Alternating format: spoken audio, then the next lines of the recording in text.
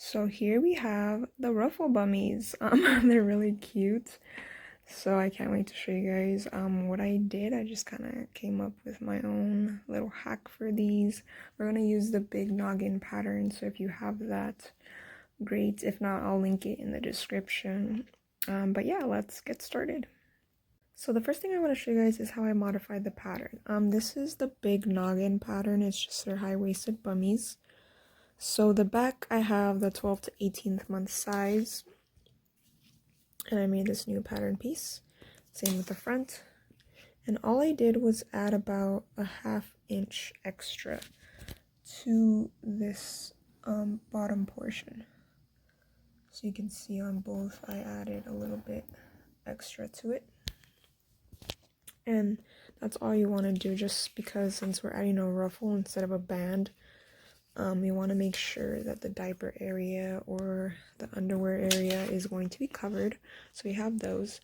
And then with our leg cuffs, I'm going to cut this on the fold down here. So we want it to be twice as long this way. And then I'm going to chop it in half. And we're going to have a regular waistband. So let me show you the pieces now. Here we have the back piece. Here we have the front piece. I cut them based on the new pattern that I made. And here we have the cuffs, the leg cuffs that are going to be the ruffles. So like I said, it's twice as long because I cut it on the fold, and it's half the size of the original band. So, and we have our waistband. So I'm going to go ahead and start assembling, and I'll show you guys what I do next. For anyone who's new to sewing bummies, we're just going to put the two bummy pieces right sides together, and sew here, here, and down here. And then for our waistband, we're also going to put it right sides together and sew across here. And I'm going to attach the waistband up here as well. So let's do that next. Here's what that looks like, and then I'm going to continue with the basic steps for, again, anyone who hasn't sewn bummies.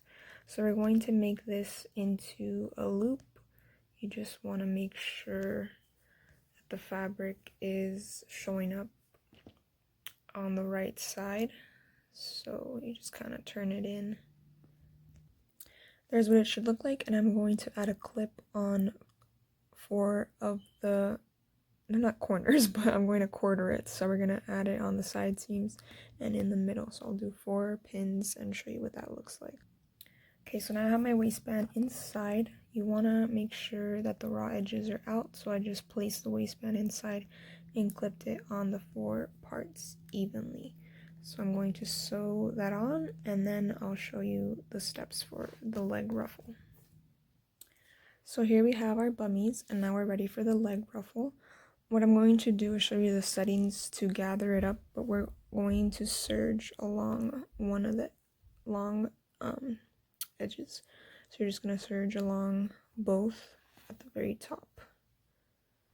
So to gather, we're just going to change a few settings real quick. Whatever you're normally at, we're going to increase the needles by 2. So whatever your normal setting is, add 2. So I'm going from 4 to 6. On the side, I'm just going to increase my differential feed, this one right here, all the way to 2. And now we're ready to gather. Make sure you have a little tail to start. And all I'm going to do is actually keep my knife off and just serge, like I said, all along the top. And once I'm done with both, I'll be back. I'm not done yet, but I wanted to show you real quick how it's gathering.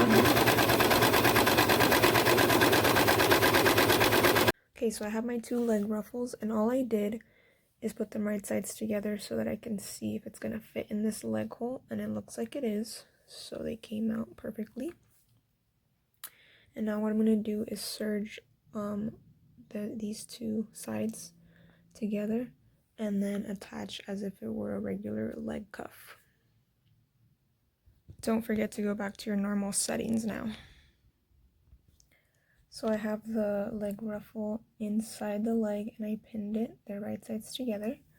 Now I'm going to show you how I attach anything that's gathered. So the way I like to attach something that's gathered, since it has the gathering stitches, is I just increase my stitch width to a 7.